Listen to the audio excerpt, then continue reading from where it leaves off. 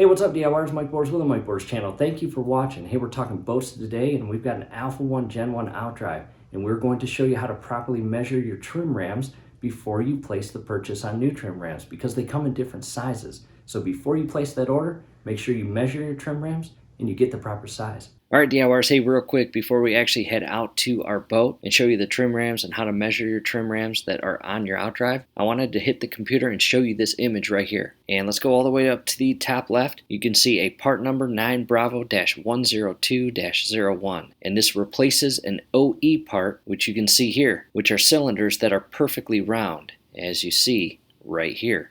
Below that, you can see the bold and title line that fits 70 through 82 style drives note. It both hoses at one end and has manifold box on back of boat, meaning under gimbal housing, where all 4 hoses go into. This is basically your indication that, hey, you must buy the entire hose kit for the actual cylinders to work or be compatible. And below that, no manifold box. Well, unfortunately, the cylinders will not work. Again, that is for this year time frame and these part numbers up here. However, in our case, we do not have the perfectly round trim cylinders that, again, are titled right here. We have these ones down here, and we have 2 options to choose from, and this is where the extremely importance of measuring your trim rams prior to purchasing replacement trim rams becomes a factor or comes into play. And we've got a 15.5-inch measurement, and I want to direct our attention to this little line with the arrow and the long line feeding all the way to the opposite arrow and line. This is where you measure from, all the way from this very edge right here of the trim ram outward,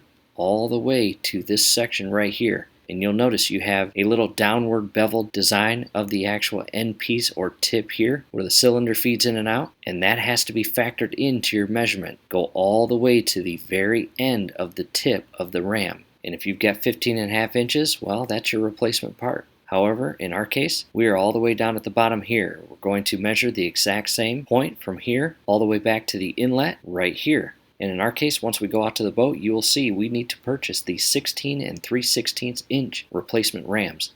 And real quick, before we go out to the boat, here are OEM parts in our case. We've got a 1989 Alpha 1 Gen 1. In our service manual, it states that our OEM part has been superseded twice, and I'll mention that again as we go through this video.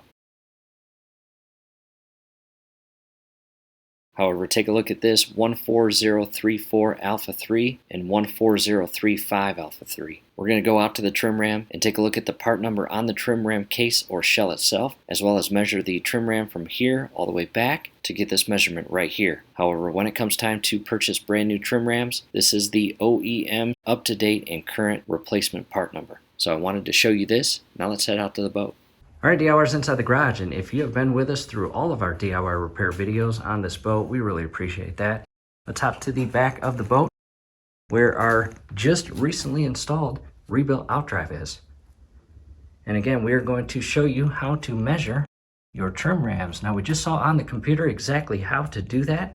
However, before we actually measure, on the inner portion of the cast or casing of the ram, I'm going to position the camera in a way where you can see it, and you've got some numbers down there. However, if your rams are still connected to your Outdrive, it'll be tough to actually look and see what that part number is. So what I'm going to do is grab this little mirror, and down below in the comment section as well as the description section is a link on where to purchase this. I'm going to reposition the camera and show you how to use this to actually get in that little slot there to get that number. I've got the camera positioned, and again, here is the starboard side trim ram. I'm going to scroll the camera in. And again, we need to gain access to that part number on the actual case of our ram. And this little tool right here is going to help. And as you can see, let me position the camera here closer.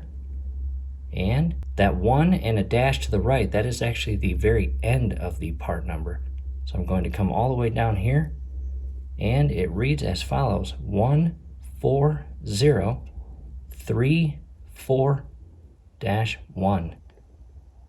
See that? And that might actually help you look up your exact replacement rams. However, in our case, these are the originals from 1989, and we have read in our service manual that this exact part number has been superseded twice. So keep an eye out for that in the event that you are looking for your part number for replacement to replace your trim rams.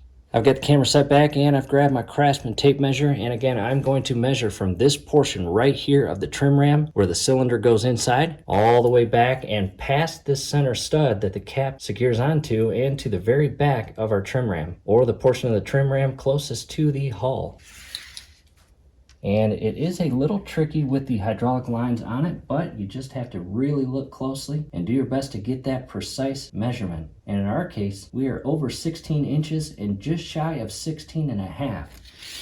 So that tells us we have the 16 and 3/16 measurement or size trim ram. And because of that, when we go to order replacement trim rams, both for the starboard and port side, we are not going to order the 15-inch-ish rams. We are going to purchase the 16 and 3/16 size. So again, DIYers, that is how you properly measure your trim rams for replacement in the event that that is your set out mission. And DIYers, scrolling above right now is a link showing the exact step-by-step process of replacing the starboard trim ram and the port side trim ram. These exact trim rams shown in this video. In addition, down below in the comment section as well as the description section, we are going to have several helpful video links which include replacing the hydraulic lines, and these have really stiffened up over the years and they are hard to move, and they feed hydraulic pressure to and from the trim cylinders and ram all the way up to the actual trim motor and reservoir and housing. So again, down below in the comment section as well as the description section are video links on how to replace these hydraulic lines as well as the trim rams, and in addition how to replace your entire anode set. And these anodes, DIYers, if you don't know, those are extremely important to the life of your outdrive and transom, because what these do is they attract any corrosion, ultimately alleviating any corrosion building on the outdrive. Now you can see some pitting and loss of paint in certain areas of my outdrive, but that is normal being from 1989. This outdrive's got some age on it. However, the condition of the outdrive, I'm very impressed being that old. And that is because our anodes that we just recently replaced took all the blunt of the corrosion over the years of this boat operating in fresh water. And that is it, DIYers. Again, definitely check out the link that was scrolling above earlier to replace your rams, and all the helpful videos down below in the comment section and description section.